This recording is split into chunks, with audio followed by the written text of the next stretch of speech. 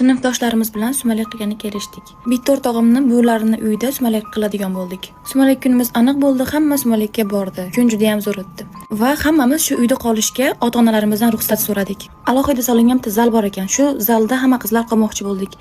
Joy qilishga tayyorgarlik ko'rayotgan paytimiz bitta o'rtog'im kelib meni quloqimga shunday gap gapirdi. Biz qolmoqchi bo'layotgan zalda nimadir borligini bizga shu o'rtog'imiz aytgan edi. Shu xonada g'alati voqealar bo'ladi ekan. Deganda men jinnimisan? Unaqa narsa bo'lmaydi. Bo'lsa ham biz ko'pchiligimiz-u maza qilib qo'rqib sovda quchoqlashib yotamiz deb hazillashib ko'rdik. Ahot kechki paytga 2-3lar atrofida edi. O'z-o'zidan eshik ochildi. Biz o'yladik, o'rtog'imizni kenayasi kelyapti deb o'yladik. Eshik tomonga hammamiz qarab turdik, kim kirarkin deb. Svetni o'chirmasdan yotishga qaror qildik, lekin afsuski biz qishloq joyda bo'lganimiz sabab o'sha paytlari svet o'chib turardi. Svet o'z-o'zidan o'chib qoldi. Birdan bitta o'rtog'imiz o'z-o'zidan baqirib yubordi. Nima bo'ldi desak, kim hazillashyapti, men bilan qorong'uda qo'rqitmaylar, o'zi qo'rqyapman dedi. Qizlar hammamiz biz hech narsa qilmadik-ku desak, oyog'imni kimdir ushadi dedi. Lekin oyog'ini hech qaysi birimiz ushamagan edik. Endi ko'zim ilingan ekan, kimdir oyoq tomonidan ko'rpan tortayotganini his qildik hammamiz.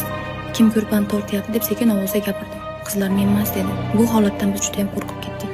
Hammamiz telefonlarimiz chirog'ini oyoq tomonga qaratishga kelishdik. Chiroqlarni oyoq tomonga qaratganimizda eshikdan qanaqadir qora soya chiqib ketganiga ko'zim tushdi. Bu narsani faqat men emas, qizlar ham ko'rishdi. Juda qattiq qo'rqib ketdik. O'rnimizdan turib o'tirib oldik. Shu payt Svet kelib qoldi. Hammamiz yana bitta joyga o'ranib, boshimizni o'rab yotib oldik. Yotgan paytimizda ustimizdan nimadir yugurib o'tib ketdi. Bu narsani hammamiz his qildik.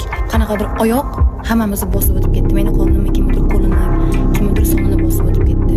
Shu uyda nimadir bor ekan.